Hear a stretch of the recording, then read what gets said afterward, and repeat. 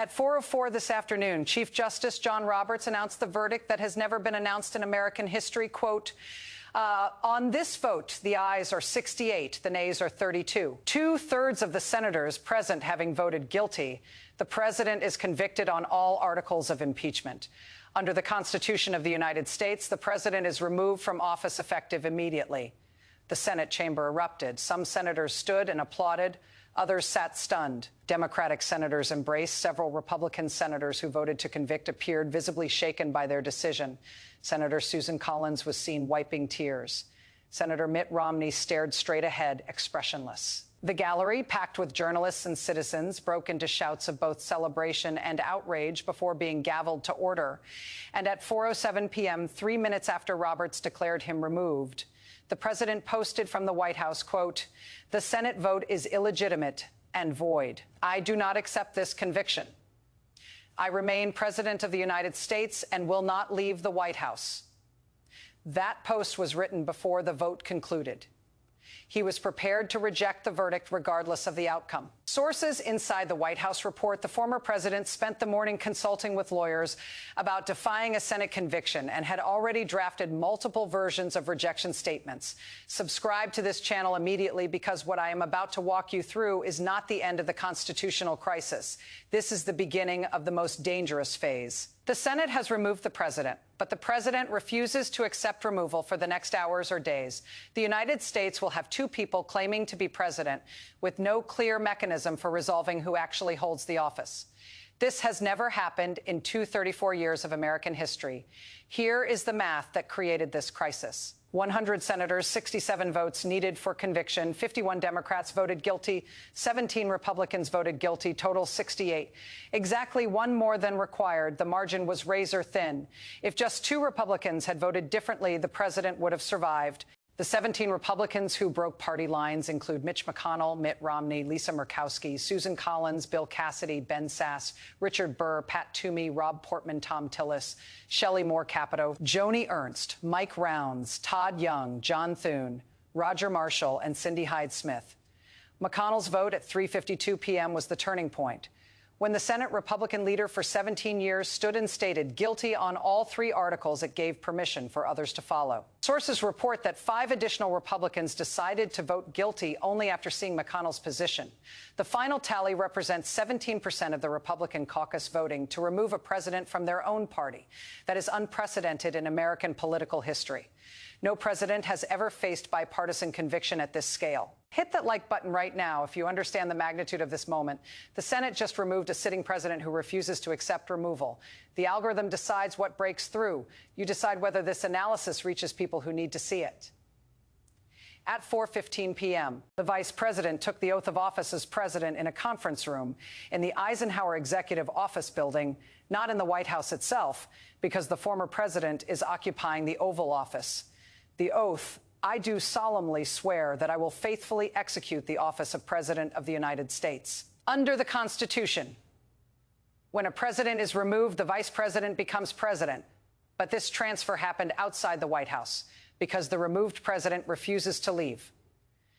At 4:23 p.m., the new president issued a statement, quote, "The Senate has exercised its constitutional authority. I have taken the oath of office as president. I call on the former president to respect the Senate's verdict and vacate the White House immediately." That statement establishes that the new president views the former president's continued presence as unlawful. Drop a comment right now. Tell me who you think is the president right now. The person the Senate removed who refuses to leave, or the person who was just sworn in? This is the question every federal employee and military commander is asking themselves. At 4:34 p.m., Secret Service Director Kimberly Cheadle issued an emergency directive, quote, "The individual sworn in as president at 4:15 p.m. is the president and receives full presidential protection. The individual removed from office receives protection appropriate for former presidents. Agents will facilitate the lawful transition of power." The Secret Service is siding with the new president, but at 4:47 p.m., sources reported Secret Service agents are divided. Some left to join the new president's detail. Others remained with the former president. The split is not clean. Agent loyalty has fractured along lines that mirror the Senate vote. Senior agents with decades of experience are choosing opposite sides of this constitutional dispute. This creates an unprecedented security nightmare. The Secret Service has detailed protocols for protecting presidents and former presidents, but no protocols for when one person refuses to accept that his status has changed from president to former president. At 4:52 p.m., 3 Secret Service agents assigned to the presidential detail submitted immediate resignations rather than choose between competing directives. At 4:58 p.m., the White House Communications Agency, which manages secure communications for the president, began routing calls to both the Oval Office and the Eisenhower Building, creating 2 separate command centers. For the first time in history, Secret Service agents are on opposite sides of a dispute about who to protect, and the government's most secure communications systems are operating duplicate channels. At 5 p.m., the chairman of the Joint Chiefs sent a message to all military commanders. Quote, "The Senate has convicted and removed the president. The chain of command is now through the individual sworn in at 4:15 p.m. Any orders from the individual removed from office are not lawful and will not be obeyed." The military chose the new president at 5:15 p.m. The former president posted again. Quote, "The military works for the commander. In chief, I am the commander. In chief, any military personnel who follow orders from the individual falsely claiming to be president are committing mutiny. That is a direct threat to service members at 5:28 p.m. The Secretary of Defense issued a statement, quote, "The oath of office sworn by every service member is to the Constitution of the United States, not to any individual. The Constitution is clear that upon Senate conviction and removal, the vice president becomes president. The chain of command follows the Constitution." The Pentagon has chosen sides. At 5:34 p.m., the acting attorney general announced his resignation. Quote, "I can no longer serve in a position where the legitimacy of executive authority is disputed." Within an hour, the heads of the FBI, Delaware ATF, and U.S. Marshals Service announced they recognized the new president as the lawful executive. The Justice Department has chosen the new president. But at 5:47 p.m., the Treasury Secretary issued a conflicting statement recognizing the former president's continued authority over federal finances. At 5:52 p.m., the Homeland Security Secretary stated that border security operations would continue under the former president's direction. The cabinet is splitting. Some departments are following the new president. Others are following the former president. The federal government is operating with competing leadership chains. Subscribe right now if you have not already, because what I am about to show you is how this unprecedented situation escalates when neither side backs down. At 6:02 p.m., the new president held a press conference. Quote, "I call on the former president to leave the White House peacefully. If he does not, I have directed the U.S. Marshals Service to facilitate his departure. The rule of law must be upheld." The new president is saying marshals will remove the former president if necessary at 6:17 p.m. U.S. Marshals arrived at the White House Northwest Gate. They are executing a presidential directive to remove the former president. The 4 marshals are led by Chief Deputy James Martinez, a 23-year veteran who has served removal warrants on federal judges and congressmen, but never a president. But at 6:23 p.m., Secret Service agents still assigned to the former president informed marshals they will not allow entry. Agent David Chen, 15 years on the presidential detail, told marshals, "I cannot permit you to enter. The individual inside remains under our protection." The standoff is active. Marshals acting under orders from the constitutional president versus Secret Service agents protecting someone who constitutionally is no longer president. At 6:31 p.m., the Prime Minister of the United Kingdom issued a statement. Quote, "The United Kingdom recognizes the individual sworn in at 4:15 p.m. as the legitimate president of the United States." At 6:38 p.m., France followed with similar recognition. At 6:42 p.m., Germany, Canada, and Australia issued joint recognition of the new president. NATO allies are choosing the new president, but at 6:51 p.m., the former president's State Department issued a statement claiming foreign recognition of the usurper constitutes interference in American democracy. Turn on notifications right now, because what I am about to show you is how this constitutional crisis is creating operational chaos across the federal government. 2 people claiming presidential authority means 2 sets of orders, 2 chains of command, and 2 versions of American foreign policy operating simultaneously. Here are the 6 indicators we are watching over the next 24 hours. Indicator 1, does the former president leave voluntarily? If he walks out, the crisis escalates. If he barricades himself, it escalates. Indicator 2, do Secret Service agents follow Director Cheadle's directive and stand down if they allow marshals to enter? Removal happens if they resist. There is physical confrontation between federal law enforcement. Indicator 3, do any military units act independently? If commanders split on who to obey, military cohesion fractures.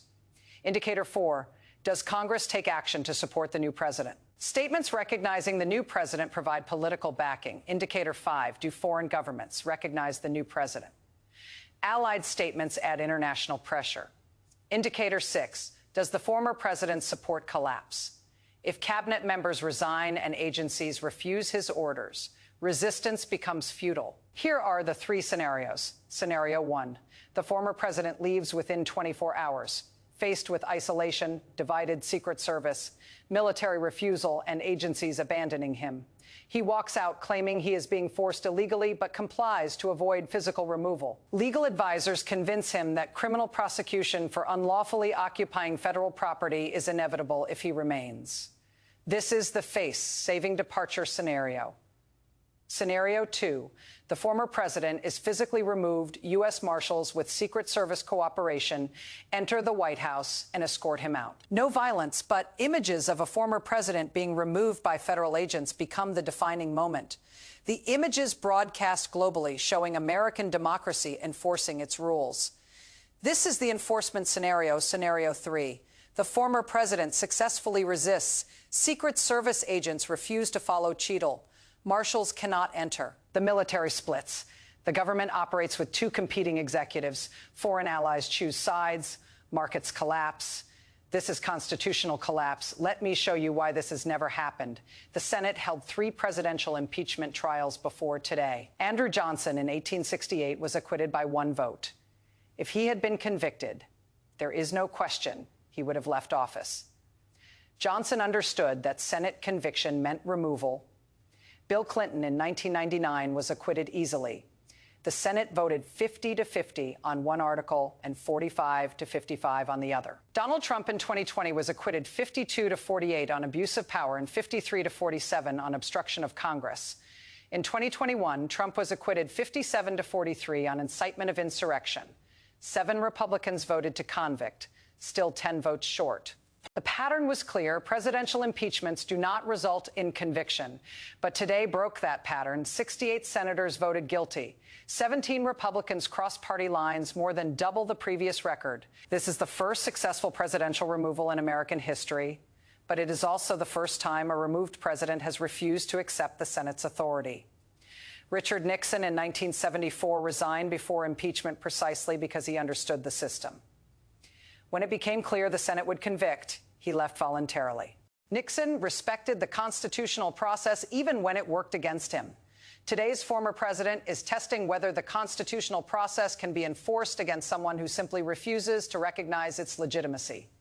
What I know for certain right now, the Senate voted 68-32 to convict. Chief Justice Roberts declared the president removed. The vice president was sworn in as president. The former president refuses to accept removal and remains in the White House. The Secret Service is divided. The military chose the new president. U.S. Marshals are at the White House gate attempting removal, and Secret Service agents are blocking them.